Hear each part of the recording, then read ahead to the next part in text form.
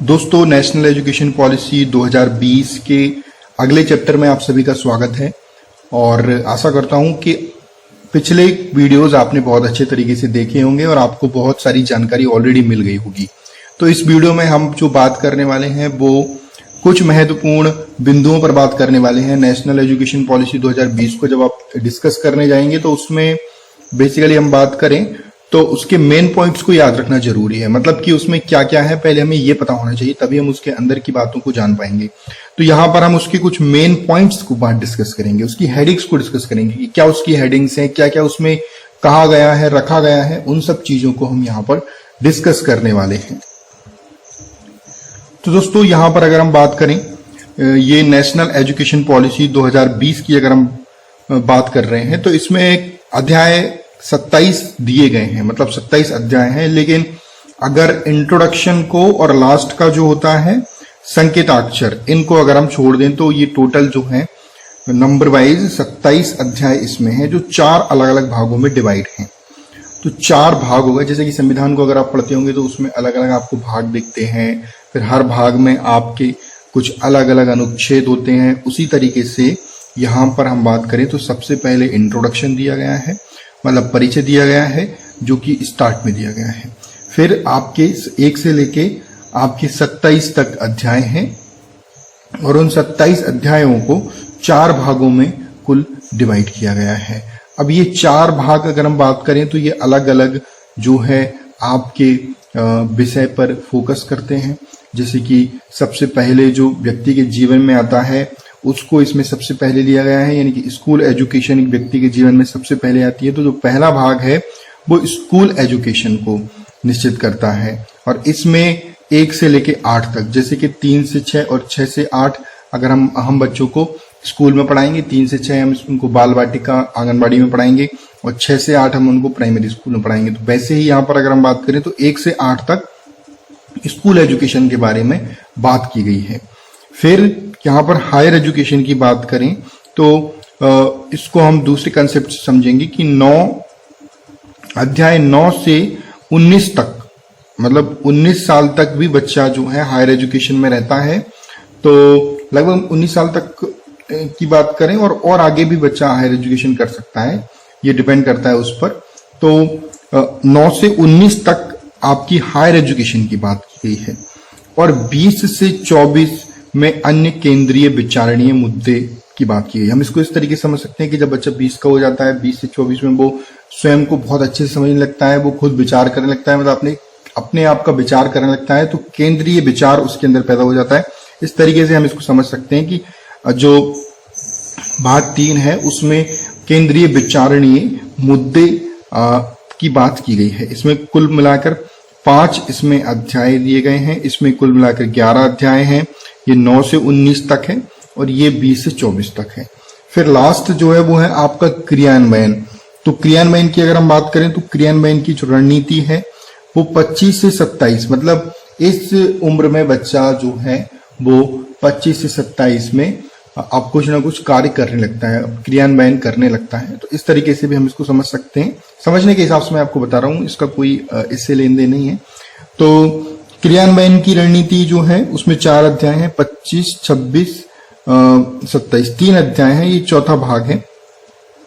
तो हमने चारों अध्याय को बात की। पहला अध्याय आपका फोकस करेगा स्कूल एजुकेशन को, दूसरा हायर एजुकेशन को, तीसरा अन्य केंद्रीय विचारणीय मुद्दे और चौथा क्रियान्वयन की रणनीति। तो यहाँ पर हमने ये डिस्कस किया कि भाई पहले 1 से 8 जो कि प्री स्कूल, बाल वाटिका और जो जिस तरीके से बच्चों को पढ़ाया जाएगा। फिर हायर एजुकेशन की बात की हमने, फिर हमने बात की अन्य केंद्रीय विचारणीय मुद्दे और क्रियान्वयन की रणनीति। तो ये हमने पहला इसमें पार्ट डिस्कस किया हुआ है। अब हम हर एक जो पार्ट है, मतलब हर एक भाग है, उसमें कौन कौन से अध्याय हैं, उस भाग में किन किन चीजों पर फोकस किया गया है, उनको देखेंगे। तो चलिए यहाँ पर हम एक बार उनको देख लेते हैं। तो ये रहा हमारा। चलिए, तो यहां पर हम क्या क्या देखने वाले हैं। देखिए, स्कूल शिक्षा में जैसे मैंने आपको बताया था कि 1 से 8 तक उसमें आपके चैप्टर हैं। तो पहला जो चैप्टर है वो है आपका early child care and education. सबसे पहले तो यही होगा एक बच्चे के जीवन में कि उसकी केयर होगी और उसको सिखाया जाएगा। तो इस जो अध्याय का पहले अध्याय का नाम है early child care and education, सीखने की नींव। फिर दूसरा अध्याय आ जाता है। दूसरा अध्याय बच्चों को, क्योंकि अभी जो हमने नेशनल एजुकेशन पॉलिसी को मेन पॉइंट्स में डिस्कस किया था कि एक राष्ट्रीय मिशन की भी स्थापना की जाएगी बुनियादी साक्षरता और संख्या ज्ञान के लिए, तो दूसरे चैप्टर में इस पर बात की गई है कि बुनियादी साक्षरता और संख्या ज्ञान सीखने के लिए एक पूर्व शर्त, मतलब जब तक आप ये चीजें नहीं सीखोगे आप आगे की चीजें नहीं सीख सकते हो। तो ये बहुत ही महत्वपूर्ण है, बुनियादी साक्षरता और संख्या ज्ञान। फिर तीसरा चैप्टर है वो ड्रॉप आउट बच्चों को लेके है, मतलब जो बच्चे छोड़ देते हैं स्कूल उनको लेके हैं। तो ड्रॉप आउट बच्चों की संख्या को कम करने की बात की गई है, ये आप देख सकते हैं इधर, कम करने की बात की गई है। और दूसरी बात की गई है कि सारे स्तरों पर, मतलब जो सभी लेवल्स हैं उन सभी स्तरों पर शिक्षा की सार्वभौमिक पहुंच सुनिश्चित की जाए, ये इसमें तीसरे चैप्टर में बात की गई है।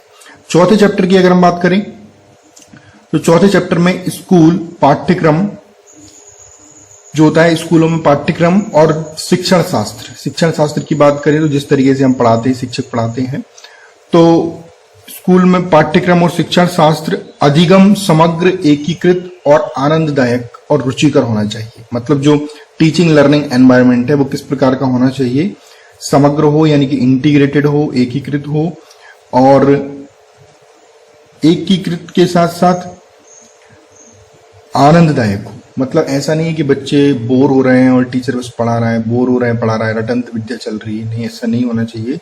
आनंददायक होना चाहिए, रुचिकर, मतलब बच्चों की उसमें रुचि आ जाए, इस प्रकार का होना चाहिए। तो क्या हम समझे यहां तक कि आपके पहले 4 चैप्टर, एक तो पहला early child care and education से, दूसरा बुनियादी साक्षरता सीखने के ज्ञान से रिलेटेड है, तीसरा आपका ड्रॉप आउट बच्चों को लेके है, और चौथा स्कूलों का जो पाठ्यक्रम और शिक्षण शास्त्र है उसमें किस प्रकार का अधिगम होना चाहिए। अधिगम बहुत ही महत्वपूर्ण चीज है, टीचिंग लर्निंग को ही हम अधिगम कहते हैं। तो अधिगम किस प्रकार का होना चाहिए, समग्र यानी इंटीग्रेटेड होना चाहिए, एकीकृत होना चाहिए, और कंप्लीट एकीकृत, और आनंददायी भी होना चाहिए, और रुचिकर भी होना चाहिए। तो ये सभी चीजें को मिला के ही बहुत अच्छे से बच्चे सीख पाएंगे। इस नेशनल एजुकेशन पॉलिसी में इस बात पर विशेष जोर दिया गया है।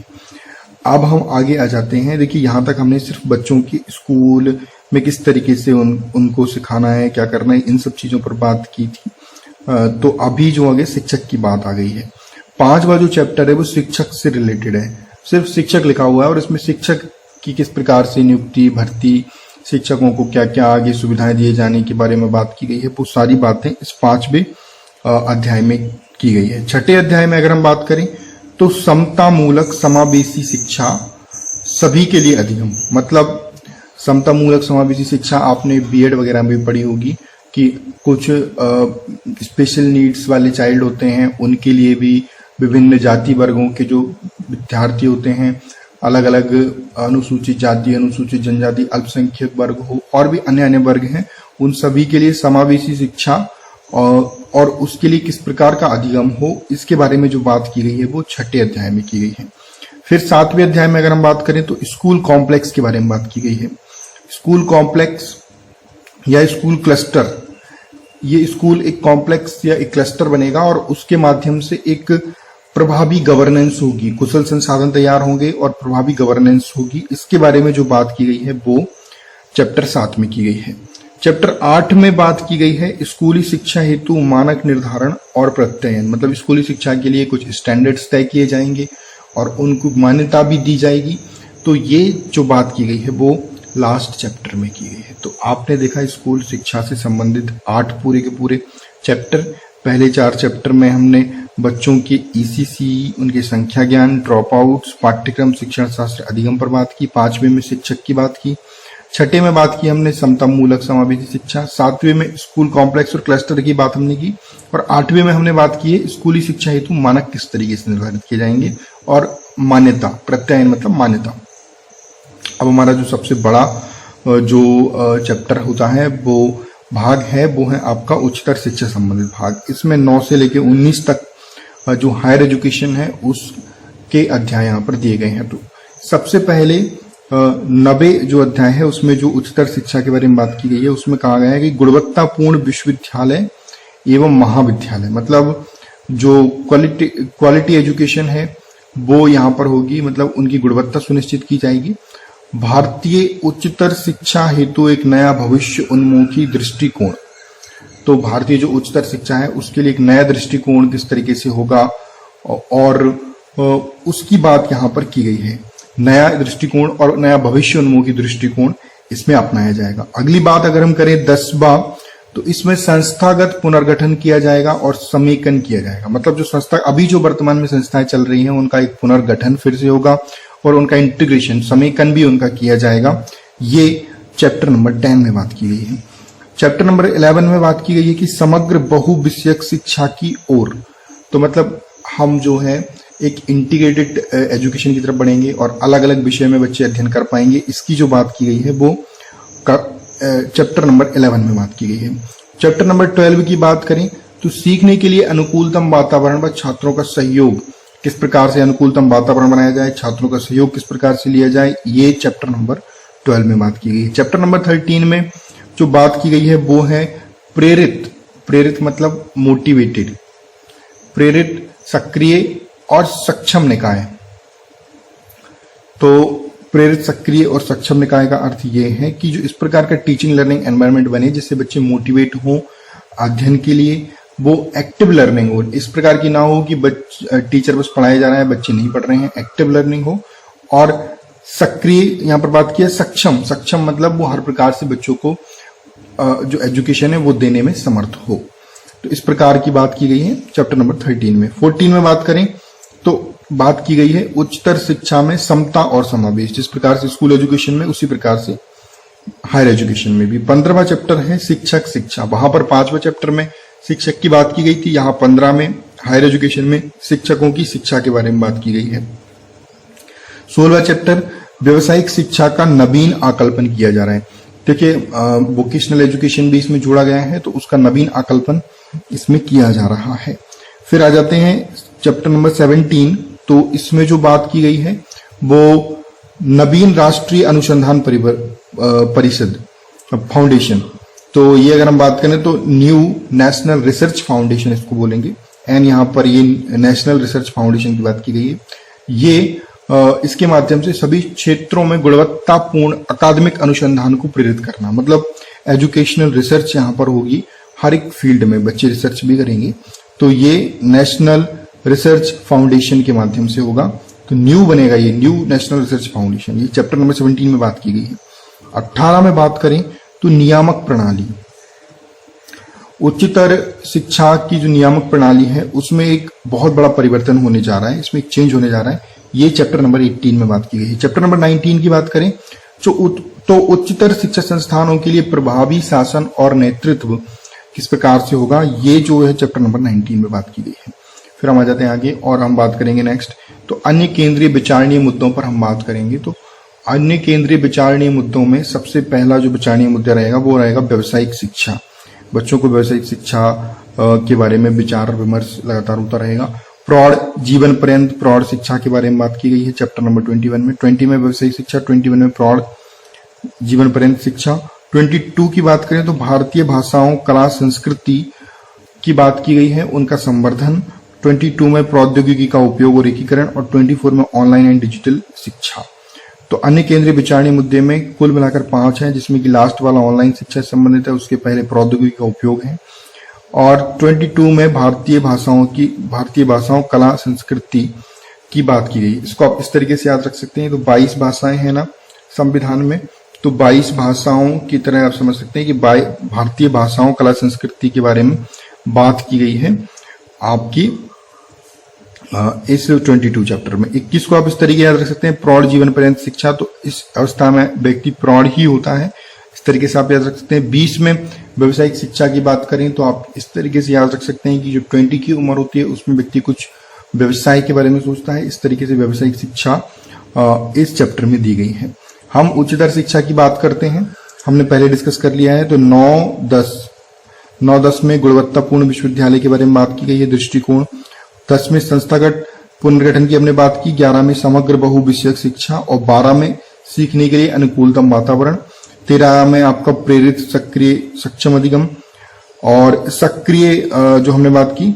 और उच्चतर शिक्षा में समता समावेश। 15 में शिक्षक शिक्षा की बात है। 16 में व्यवसायिक शिक्षा। 17 में नेशनल रिसर्च फाउंडेशन और एजुकेशनल रिसर्च को बढ़ावा। 18 में नियामक प्रणाली और 19 में शासन और नेतृत्व की बात की गई है। इस तरीके से हमने यहाँ पर डिस्कस किया। अब हम आगे लास्ट जो इसका है वो हम डिस्कस करेंगे। तो क्रियान्वयन की रणनीति की बात करें तो केंद्रीय शिक्षा सलाहकार बोर्ड का सशक्तिकरण किया जाएगा।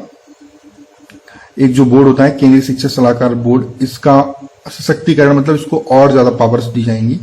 वित्त पोषण, सभी के लिए बहनीय गुणवत्तापूर्ण शिक्षा, ये क्रियान्वयन की बात चल रही है, तो वित्त पोषण के बिना क्रियान्वयन पॉसिबल नहीं।